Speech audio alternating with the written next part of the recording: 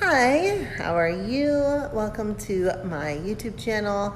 I am Julie Always Smiles, and this is my first commentary video, and I'm excited to be here with you, so yay!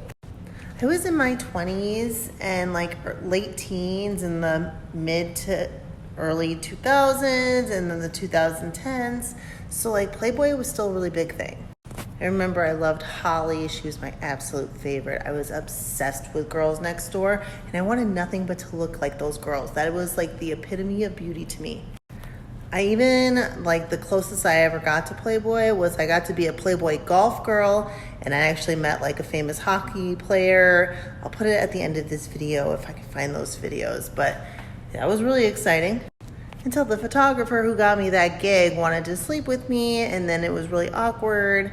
And then the Playboy golf thing just got canceled. I'm not going to go too much more into my history with Playboy at this time, but if you want a video like that, obviously please leave a comment. So because of my interest in Playboy, I really wanted to do a commentary on this video and on this entire series and the women that were so strong to like come forward and talk about this stuff.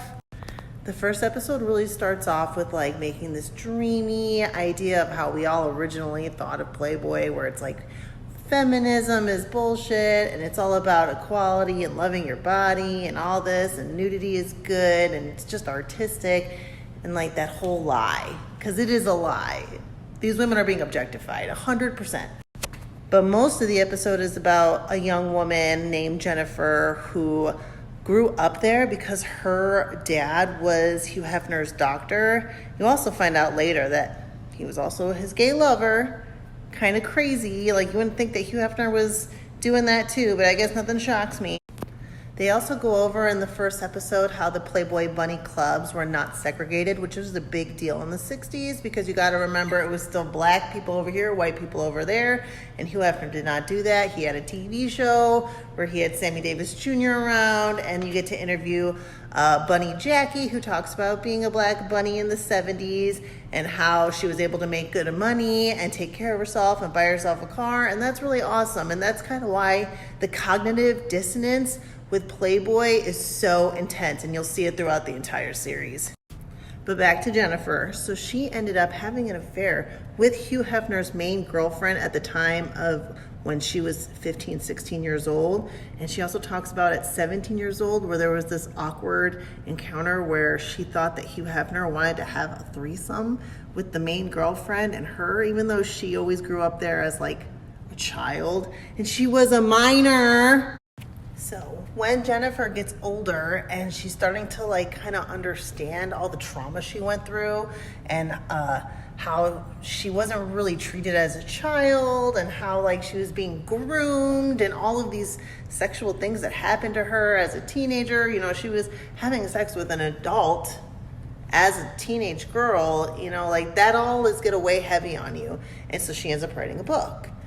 She calls Hugh and he congratulates her and he asks her, please don't let anybody know in the book that I knew that you guys were having the affair, which he totally knew, because I forgot to mention there were cameras everywhere. There's a huge conspiracy that the Playboy Mansion was a honeypot hotspot and they were just filming everybody to have blackmail on everybody all the time. So he knew that this was happening, but he asked her to not tell anybody. So after she did him a favor, he sabotaged all her interviews. What the fuck? They really go out of their way to set up the whole narrative of what we're going to go through in this entire series, is that he is the king of propaganda. And he did such a good job of selling you the dream, the idea, the image, that no one really took the time to care about all of the articles and all of the books that have been written about him literally since the 60s about all the shitty shit that's been happening. Women died because of Playboy. And seriously, he just got away with all of it. And that's why this is so important and why we need to stop this. And some of the ladies talk about it in the beginning. It's more than just like uncovering Playboy's secrets. It's training women to not get used as a commodity. Okay, that's like the main point of this. It's to protect young women. This is about learning to be smarter, wiser, to see when something's too good to be true. The women look at their pictures so lovingly and so fondly, and they love to see themselves all beautiful and done up, and like it's that cognitive dissonance again, because like the parties were fun. They're like watching footage of the parties and they're like, that was such a great day and I had such a great time, because that's kind of the trap. They don't want you to burst the bubble and let everybody know that there's so much shit behind the scenes. Because if you've sold this image that you are this beautiful woman who got to be in this beautiful magazine and got paid to hang out with celebrities, are you gonna wanna ruin it and tell everybody that you also got demoralized, maybe R-word, essayed, you know, like put into situations you felt uncomfortable in? Lots of times the girls talk about being drugged. Quaaludes is like, you could take a shot for every time you hear Quaaludes in this series.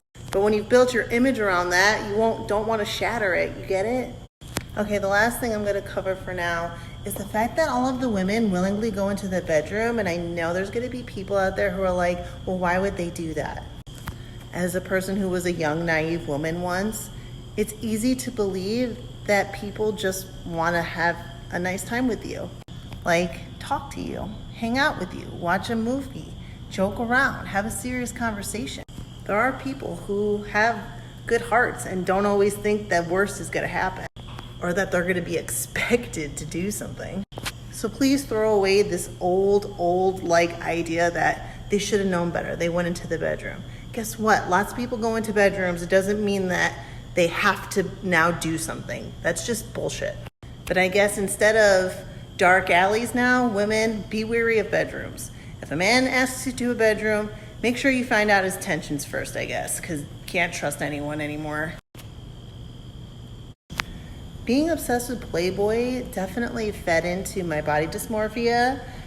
It's also where I learned how to be a word, and because they talk about tips and tricks on Girls Next Door on how to do self-harm to yourself in that way. And there's just so many things that, like, I'm glad this is all coming to the surface because it affected my life so much.